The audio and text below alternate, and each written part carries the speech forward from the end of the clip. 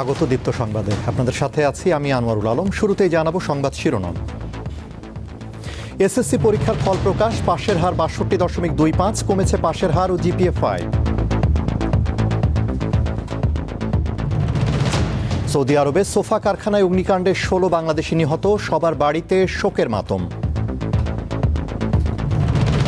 কিশোরগঞ্জের ভৈরবে পাদুকা শিল্পে লক্ষাধিক কর্মসংস্থান, দেশের চাহিদা মিটিয়ে যাচ্ছে বিদেশেও।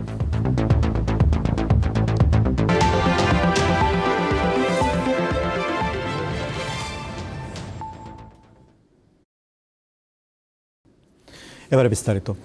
চলতি বছরের এসএসসি ও সমমান পরীক্ষায় গড় পাশের হার শতকরা ৬২.২৫ জিপিএ-5 পেয়েছে ১,১৬,৬৭৬ জন। গতবারের তুলনায় পাশের হার ও জিপিএ-5 দুটোই কমেছে। সকালে দেশের শিক্ষা বোর্ডগুলোর চেয়ারম্যানরা শিক্ষামন্ত্রীর কাছে পরীক্ষার ফল হস্তান্তর করেছেন।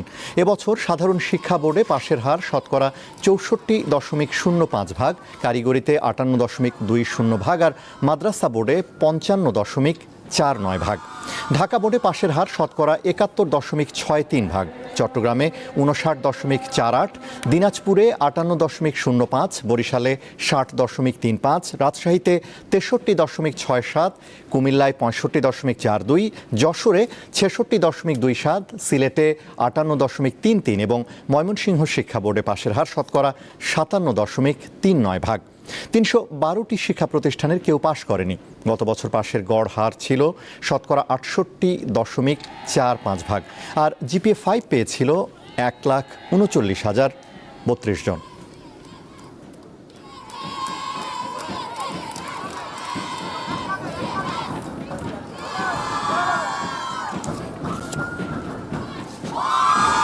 এটা আমাদের ফার্স্ট বোর্ড এক্সাম ছিল, তো ওই অনুযায়ী পাশের হার আর কি কম। নেক্সট টাইম ইনশাআল্লাহ আরও ভালো হবে। ফ্রেন্ডসরা সবাই ভালো পাইছে আর অনেক কষ্ট করার পর এইসব হয়েছে, তাই ভালো লাগছে অনেক। রেজাল্ট আলহামদুলিল্লাহ ভালো হয়েছে, আশানুরূপ হয়েছে। আমরা যে ভালো রেজাল্ট করতে পারছি এটা হচ্ছে স্যাটিসফাই। সব কষ্ট ভুলে গেছি আলহামদুলিল্লাহ, অনেক শুক্রিয়া। বাচ্চাদের কষ্ট, আমাদের কষ্ট, টিচারদের কষ্ট, সব সার্থক। অনুভূতি বোঝানোর মতো না, এটা মায়ের অনুভূতি। প্রধানমন্ত্রী তারেক রহমানের সঙ্গে সৌজন্য সাক্ষাৎ করেছেন ঢাকায় নিযুক্ত ভারতের হাইকমিশনার দীনেশ ত্রিবেদী। সচিবালয়ে প্রধানমন্ত্রীর কার্যালয়ে এ সাক্ষাৎ অনুষ্ঠিত হয়। বেলা ১১টার কিছু আগে সচিবালয়ে পৌঁছান দীনেশ ত্রিবেদী। চলতি বছরের জুনে ঢাকায় ভারতের হাইকমিশনার হিসেবে দায়িত্ব নেওয়ার পর দীনেশ ত্রিবেদী এই প্রথম বাংলাদেশের প্রধানমন্ত্রীর সাক্ষাৎ পেলেন। প্রধানমন্ত্রীর সঙ্গে সৌজন্য সাক্ষাতের পূর্ব প্রস্তুতি হিসেবে রবিবার পররাষ্ট্রমন্ত্রী খলিলুর রহমানের সঙ্গে দেখা করেন দীনেশ ত্রিবেদী।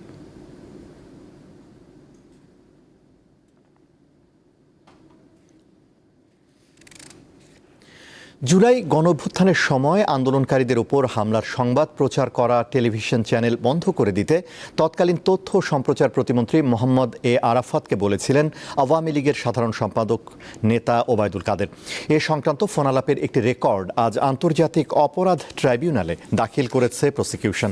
আন্তর্জাতিক অপরাধ ট্রাইব্যুনাল ২-এর চেয়ারম্যান বিচারপতি নজরুল ইসলাম চৌধুরী নেতৃত্বাধীন ৩ সদস্যের আদালতে ওবায়দুল কাদের সহ ৭ জনের বিরুদ্ধে মানবতাবিরোধী অপরাধের মামলার যুক্তিতর্ক উপস্থাপন চলছে।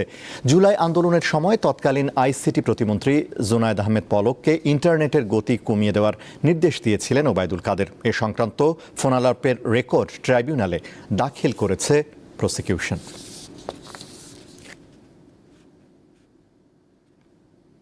এই যে যারা কথা শুনে না,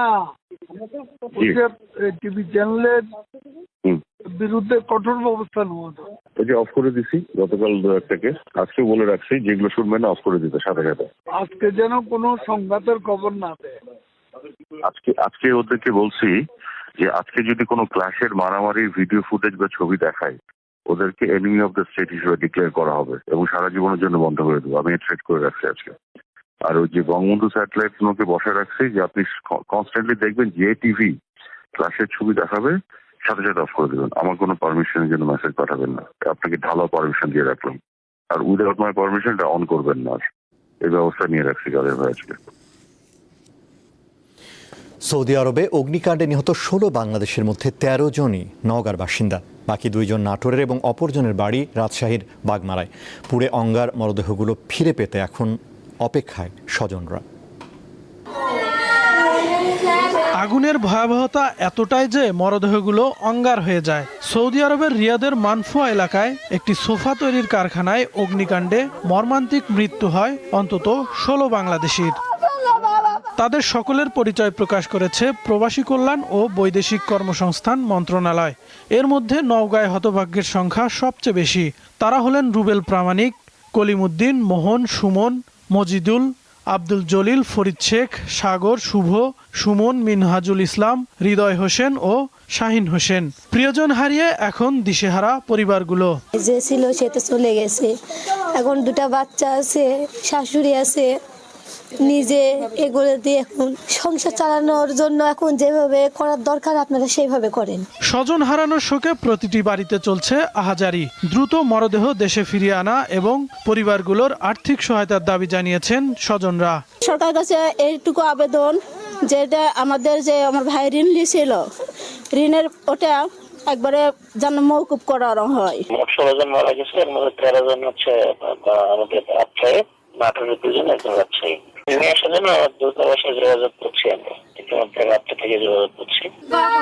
এ ঘটনায় নাটোরের নলডাঙ্গা উপজেলার শামীম এবং সাব্বিরও নিহত হয়েছেন।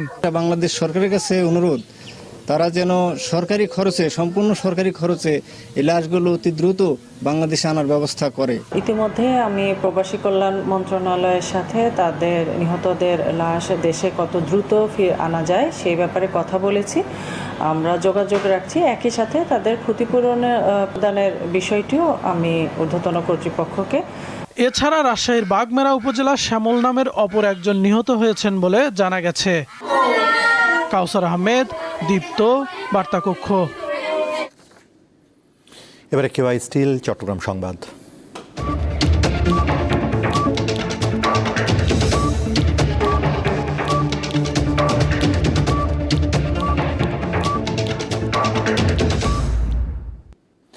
চট্টগ্রামের মিরসরাইয়ে আবাসিক হোটেল থেকে এক পুলিশ সদস্যের ঝুলন্ত মরদেহ উদ্ধার করা হয়েছে।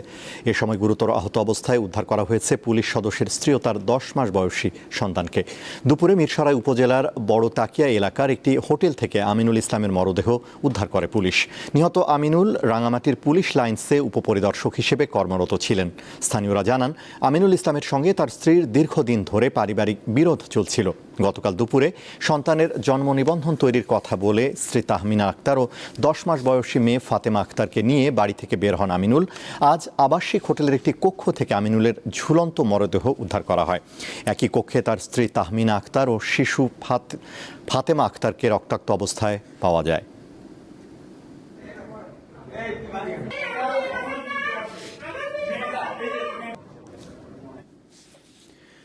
3 মাস 10 দিনের নিষেধাজ্ঞা শেষে কাপ্তাই হ্রদে আবারও মাছ শিকার, বাজারজাতকরণ ও পরিবহন উন্মুক্ত হচ্ছে।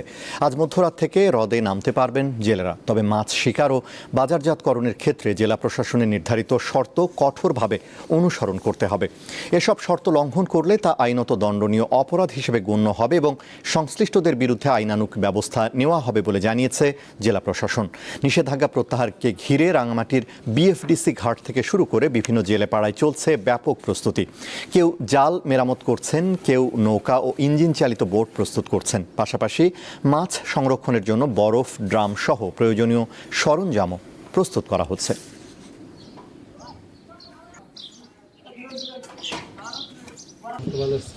হবিগঞ্জের নবীগঞ্জে যাত্রীবাহী বাস ও পিকআপ ভ্যানের মুখোমুখি সংঘর্ষে 3 জন নিহত হয়েছেন। এ ঘটনায় গুরুতর আহত হয়েছেন পিকআপ ভ্যানের চালক সহ 2 জন। পুলিশ জানিয়েছে, সকালে কয়েকজন সবজি ব্যবসায়ী ও কর্মচারী পিকআপ ভ্যানে বাহুবল উপজেলার দিগাম্বর বাজারে কাঁচামাল আনতে যাচ্ছিলেন। পথে রকুনপুর এলাকায় পৌঁছলে বিপরীত দিক থেকে আসা লাকি পরিবহনের একটি যাত্রীবাহী বাসের সঙ্গে পিকআপ ভ্যানের মুখোমুখি সংঘর্ষ হয়। এতে ঘটনাস্থলে মসুদ আহমদ নামের একজনের মৃত্যু হয়।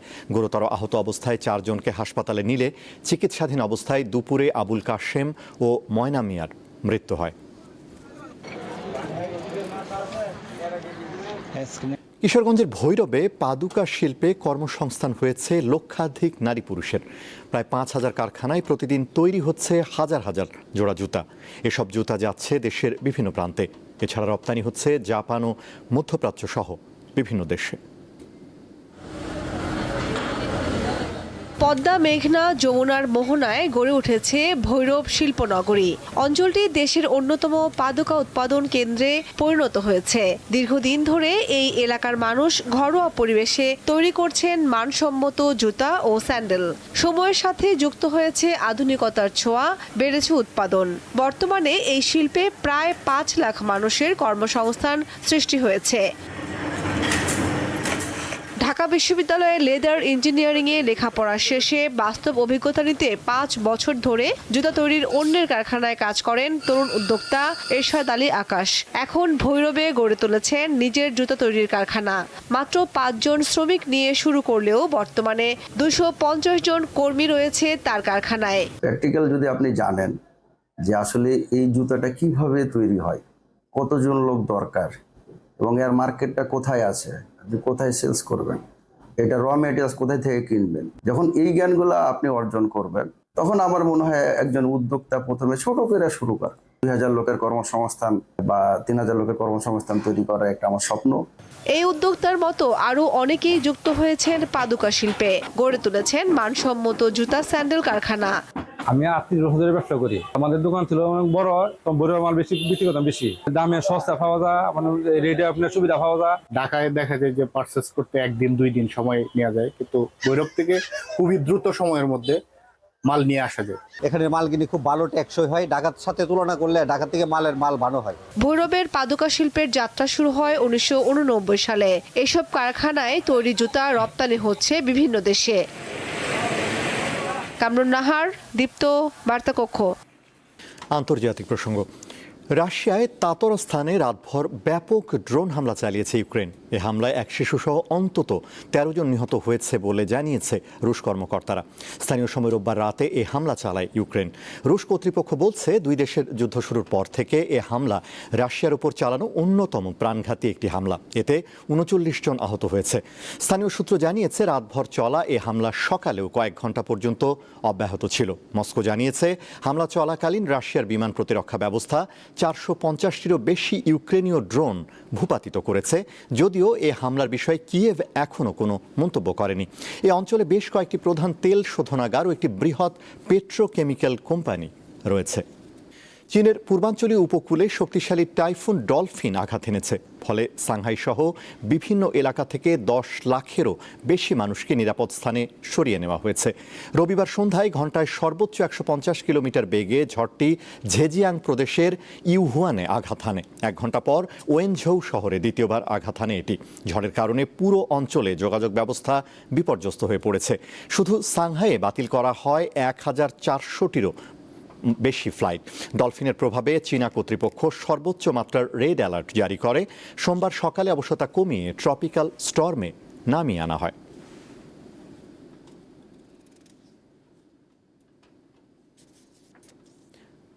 খেলার খবর। ডিসেম্বরে ঢাকায় 6 জাতি আন্তর্জাতিক হকি টুর্নামেন্ট আয়োজনের সিদ্ধান্ত নিয়েছে হকি ফেডারেশন। আজ রাজধানীতে বিমান বাহিনীর ফ্যালকন হলে অ্যাডহক কমিটির প্রথম সভা শেষে সংস্থার সাধারণ সম্পাদক জানান, মাওলানা ভাসানী স্টেডিয়ামে ঘরোয়া হকিতে ব্যস্ত সূচি ফিরছে সেপ্টেম্বরে। হকি ফেডারেশনের অ্যাডহক কমিটি দায়িত্ব পেয়েছে প্রায় 1 মাস আগে। এই সময়ে সরগরম হয়ে উঠেছে মাওলানা ভাসানী স্টেডিয়াম। পুরো দমে চলছে এশিয়ান গেমসের প্রস্তুতি। সোমবার প্রথমবারের মতো এক ছাদের নিচে বসলো 29 সদস্যের অ্যাডহক কমিটি। সরকারে বেঁধে দেওয়া 90 দিনের মধ্যে নির্বাচন আয়োজন সহ বিভিন্ন বিষয়ে প্রায় 1 ঘন্টা আলোচনা হয় বৈঠকে। এশিয়ান গেমসের জন্য আমাদের টিম লিডার হচ্ছে জনাব সাজেদ এ আদেল, আমাদের টিম ম্যানেজার হচ্ছে জনাব আরিফুল হক প্রিন্স।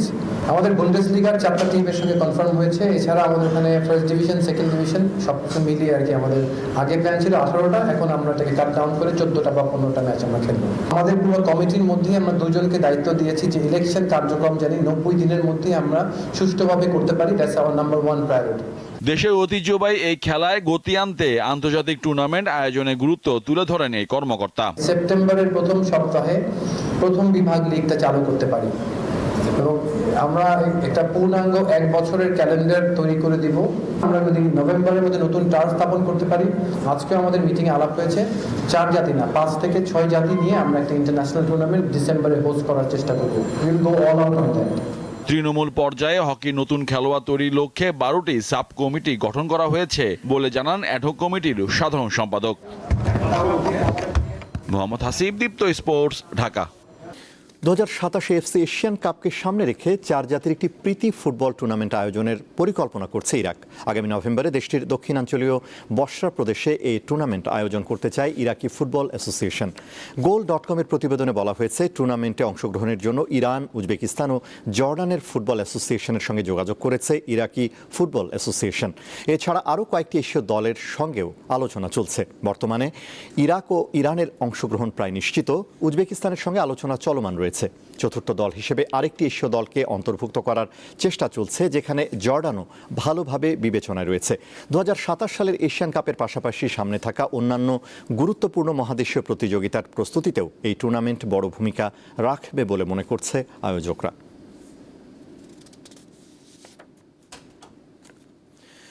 দক্ষিণ কোরিয়ায় প্রাক মৌসুম প্রীতি ম্যাচে অ্যাটলেটিকো মাদ্রিদকে 3-1 ব্যবধানে হারিয়েছে ম্যানচেস্টার সিটি। দ্বিতীয়ার্ধে মাত্র 3 মিনিটের ব্যবধানে জোড়া গোল করেন ম্যান সিটির মিশরীয় তারকা ওমর মারমুশ। সিউল ওয়ার্ল্ড কাপ স্টেডিয়ামে 50,000-এরও বেশি দর্শকের উপস্থিতিতে ম্যাচের প্রথমার্ধের ঠিক শেষ মুহূর্তে এগিয়ে যায় অ্যাটলেটিকো মাদ্রিদ। দ্বিতীয়ার্ধে ম্যাচের সম্পূর্ণ নিয়ন্ত্রণ হাতে নেয় সিটি। ম্যাচের শেষ মুহূর্তে যোগ করার সময় রায়ান আইথ নুই সিটির জয় নিশ্চিত করেন।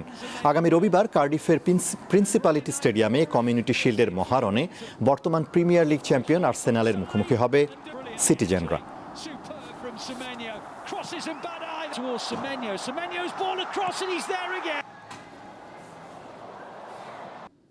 শেষ করব দীপ্ত সংবাদ, তার আগে সংবাদ শিরোনামগুলো জানাবো আরও একবার।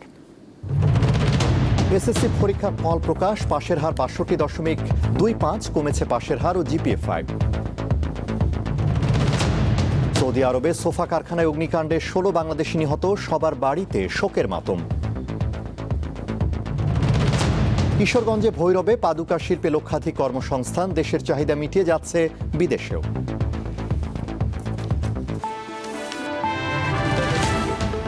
এ ছিল এখনকার মতো আমাদের পরবর্তী দীপ্ত সংবাদ সন্ধ্যা 6:40 দেখার আমন্ত্রণ। এছাড়াও তথ্য ও বিনোদনের খবর পেতে যুক্ত থাকুন দীপ্তর ডিজিটাল প্ল্যাটফর্মগুলোতে। ধন্যবাদ।